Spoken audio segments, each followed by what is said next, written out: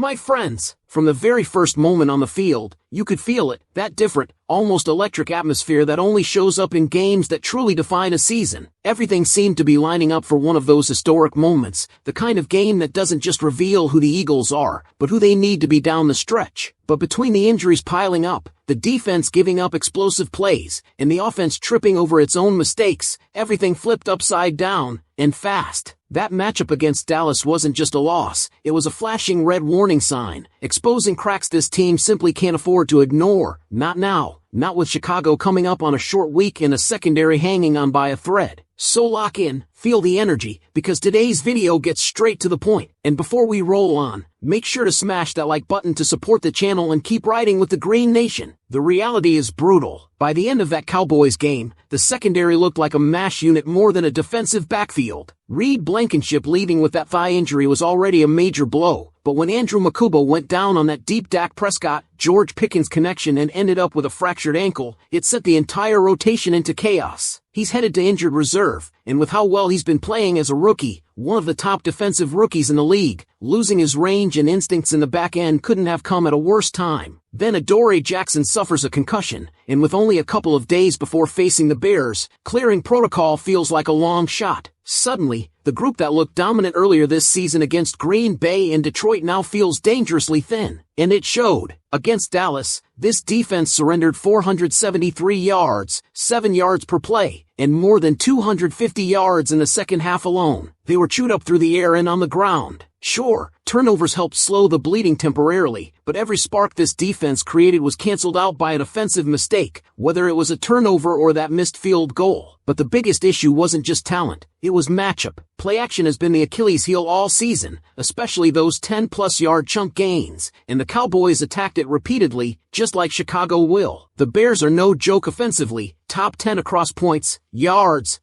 per play, and third down efficiency. They marry their run and pass game beautifully, and Caleb Williams might not be perfect, but he extends plays, rifles throws off platform, and punishes undisciplined pass rush lanes. That's why Reed Blankenship's status is so important. Vic Fangio needs him. Even with PFF's numbers grading him far lower than his actual impact, Blankenship has been a stabilizing force. His leadership, physicality, and knack for big moments don't always show up on a spreadsheet, but they show up when the margin for error shrinks, and it's shrinking fast. Without Makuba, without possibly Jackson, and with heavy rotation at corner and safety, Blankenship becomes a critical piece, especially against an offense that forces defenders to stay disciplined for every single snap. But even if Blankenship plays, the big question becomes, who lines up next to him? With Makuba out, it likely turns into a rotation, Sidney Brown bringing that downhill physicality that can help or hurt depending on the snap, and Michael Carter cross-trained at safety, ready to fill gaps when the formation shifts or when Cooper DeJean kicks outside. Fangio even said he liked what he's seen from Brown in practice, though that's exactly what you expect a coordinator to say publicly. Brown brings energy and violence, but he doesn't have Makuba's range or ball skills. Carter is steadier, more controlled, but still new to the role. Neither option is perfect, but perfection isn't on the table right now, survival is. And this defense isn't the only issue. What's happening with this team's discipline is becoming an anchor dragging everything down. Nick Sirianni's entire philosophy is supposed to be based on mastering the details, winning the small margins, eliminating mistakes that take no talent. Yet, penalties continue to bury the offense week after week. 14 penalties for 96 yards against the Cowboys is simply not winning football. And the trend is consistent, not occasional. 6 games with 8 or more penalties already this year, compared to just 4 all last season. They're among the most penalized teams in the league across every category. Total penalties, yardage, differential, pre-snap infractions. These aren't just numbers, they're drive killers and momentum killers. They erase explosive plays, put the quarterback behind the sticks, and turn touchdowns into punts. So now the Eagles head into Friday night on national broadcast, more than 200 countries watching, facing a Bears team that's better than many people want to admit, while Philadelphia is trying to stabilize itself after a loss that raised legitimate concerns. The injuries are real, the penalties are real, the defensive vulnerabilities are real, and the pressure is mounting, because this isn't a stretch where you can afford self-inflicted wounds, not with the NFC tightening and expectations sky high. And that leads to the question hanging over everything right now, the one every fan in Philly is thinking about heading into this matchup. Do you believe this is the moment the team finally gets right, or are these issues becoming too big to ignore? Picking up right where we left off, The moment this team stepped back onto the practice field after the Dallas loss, you could almost feel the urgency pressing in from every direction. Not panic, not yet, but the unmistakable tension of a roster that knows it's teetering on a line between fixing the problems in front of them or letting those problems define the rest of the season. And as the short week rolled on, every drill, every rep, every meeting felt like it carried more weight than usual, because the stakes are no longer quiet. They're loud, national, and unavoidable. Vic Fangio didn't hide from that reality either. With Andrew Makuba out, Sidney Brown limited to a role that magnifies both his strengths and weaknesses, and Michael Carter still adjusting to safety responsibilities after being acquired at the deadline, Fangio now has to scheme with a back end that looks nothing like what he envisioned a month ago. And that's before you add the uncertainty surrounding Adoree Jackson, whose concussion puts his availability at serious risk. The chessboard has changed, and Fangio knows opponents will attack those changes without hesitation. That's why Reed Blankenship becomes the central figure in this defensive puzzle. When he's on the field, the communication tightens, the disguises look sharper, and the coverage rotations move cleaner, even if the analytics try to paint a different story. His PFF grades don't match the impact the players and coaches see daily, and Fangio's entire structure relies on at least one safety who can be trusted to align the defense correctly while handling both the run and the deep middle. Blankenship gives them that, which is why his return isn't just good news, it's essential news. But even with Blankenship, the issues that hurt the Eagles against Dallas go deeper than injuries. When your defense gives up 7 yards per play, 348 passing yards, and chunk after chunk off play action, it's not just a personnel problem, it's a discipline and execution problem. Those 10-plus yard explosive passes have haunted this defense all year, and with Chicago's scheme designed to weaponize misdirection, bootlegs, and layered route concepts, the margin for error is shrinking even further. Caleb Williams adds another layer of stress. He's unpredictable in a way that tests even veteran defenses, the kind of quarterback who breaks the rules of the play but still succeeds. His arm talent stretches windows, his improvisation stresses coverage, and his mobility punishes undisciplined pass rush lanes. And while he still has moments of erratic accuracy, you can't rely on those moments to bail you out, because the Bears stay on schedule. They stay ahead of the chains. They build rhythm. And when they do, Ben Johnson's play calling becomes a nightmare to defend. Which brings us to the offense. If the defense is holding on through injuries and adjustments, the offense is fighting battles they're creating for themselves. 14 penalties against Dallas wasn't a fluke, it was the culmination of a pattern that has stretched from week 1 to now. Too many procedural mistakes, too many pre-snap infractions, too many drives blown up before they even start. Sirianni preaches discipline, but the team isn't playing disciplined football. And when the details slip, everything else becomes harder. Staying ahead of the sticks, protecting the quarterback, running the full playbook, maintaining tempo, finishing drives. It's all connected, and right now the links are fraying. This matchup against Chicago isn't just a game on the schedule, it's a test of whether this team can eliminate enough of its own mistakes to let its talent take over. Because the Bears' defense, while statistically ranked near the bottom in several major categories, has improved in recent weeks. They've started finding rhythm in their pressure packages, and they've gotten a boost from players like C.J. Gardner-Johnson, a familiar face Eagles fans know can shift momentum in an instant. If Philadelphia comes out sloppy, those flaws will be exploited. So the question now is simple. Will this be the night the Eagles finally clean up the penalties, settle the secondary, and re-establish the identity they showed earlier in the season? Or will these issues continue to snowball? Let me know your thoughts in the comments,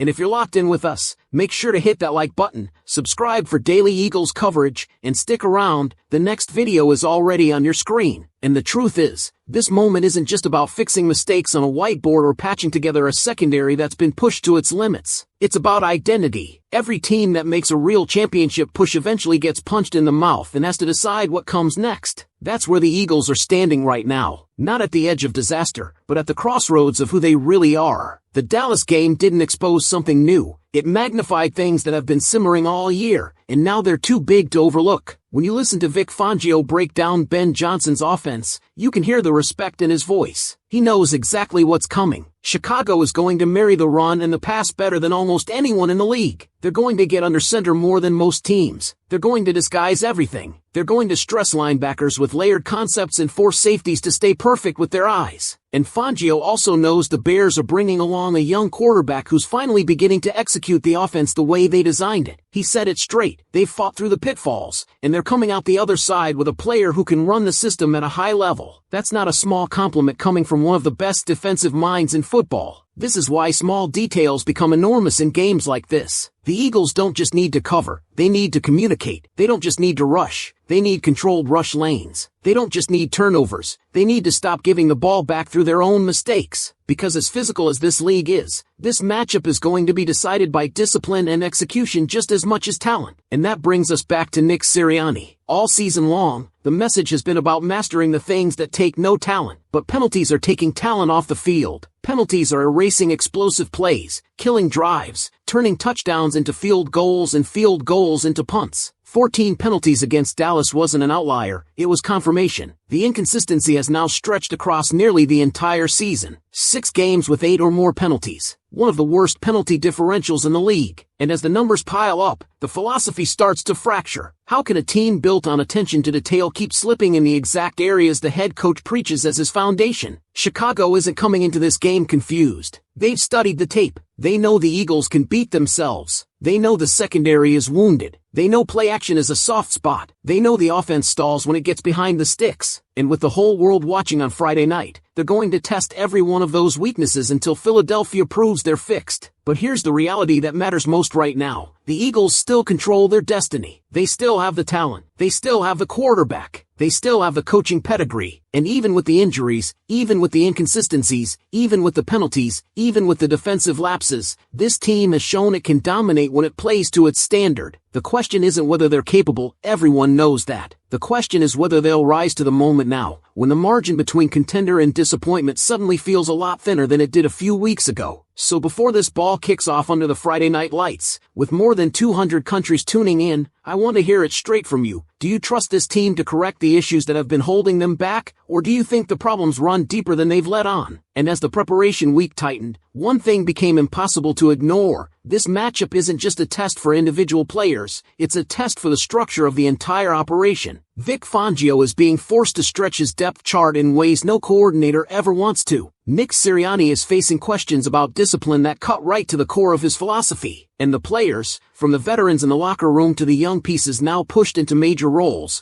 are being challenged to respond under pressure instead of waiting for someone else to fix things. Because make no mistake, everything Chicago does offensively is designed to expose hesitation. Their play-action game punishes safeties who take false steps. Their ground game forces linebackers to commit early. Their route combinations challenge communication across the entire secondary. And Caleb Williams, for all the raw edges in his game, is uniquely dangerous outside of structure, where talent takes over and broken plays turn into 30-yard gains. That's exactly the kind of quarterback who can punish a defense missing key personnel, and Fangio knows it. That's why his comments about discipline in the rush lanes weren't coach speak. They were warning sirens. And on the other side of the ball, the Eagles' offense has to stop being its own biggest obstacle. The film doesn't lie. So many of the stalled drives against Dallas weren't caused by the opponent, but by Philadelphia beating Philadelphia. 14 penalties in a single game. Multiple explosive plays erased. Red zone opportunities wasted. Drives derailed before they could even begin because of pre-snap mistakes. You can't talk about mastering the basics while repeatedly failing them. You can't talk about toughness and detail when procedural penalties are putting your quarterback in third and long all night. This is exactly why the frustration among the fan base is real, not because the talent isn't there, but because the execution keeps slipping. And that's what makes this matchup against the Bears so important. It's not just a game, it's a mirror. It's a chance to see whether the Eagles are ready to clean up the self-inflicted wounds and get back to the standard that carried them early in the season, or whether the same issues will follow them into another high-leverage moment. Even with the struggles, the path forward is right there. Get Reed Blankenship back on the field, stabilize the communication, rotate Sidney Brown and Michael Carter smartly, and trust Fangio to scheme around what you don't have. On offense, eliminate the penalties, stay ahead of the sticks, and let your playmakers settle into rhythm. These aren't impossible fixes, but the window to fix them is shrinking. And that's why this Friday night stage feels bigger than just Week 12. It's national. It's global. More than 200 countries tuning in. Everyone watching to see whether this team responds with urgency or continues to drift deeper into habits that will become fatal in the postseason. The opportunity is there. The pressure is there. The moment is there. Now it's on the Eagles to decide what they do with it. If you've been with us all the way through, make sure you subscribe to the channel, hit that like button to support the work, and stick around. Another Eagles breakdown is already on your screen. And as all of this builds toward Friday night, what really stands out is how thin the margin has become. Not because the Eagles suddenly turned into a bad team. They didn't. but because the details that used to separate them have slowly faded. When Fangio talked about Chicago blending their run and pass concepts, he wasn't just analyzing the Bears, he was hinting at what Philadelphia used to be. A team that married its identity across units, that coordinated offense, defense, and situational execution with precision. That connection has felt loose lately, and the tape shows it. Just look at the penalty trends again. When you have that many pre-snap issues, it means timing is off. When you have that many procedural mistakes, it means communication is slipping. When big plays keep getting wiped out, it means players are pressing, trying to force impact instead of operating within the rhythm of the system. And when all of that happens at the same time injuries start hitting the secondary, you no longer have the luxury of clean margins. That's exactly why this moment feels heavier than a typical mid-season matchup.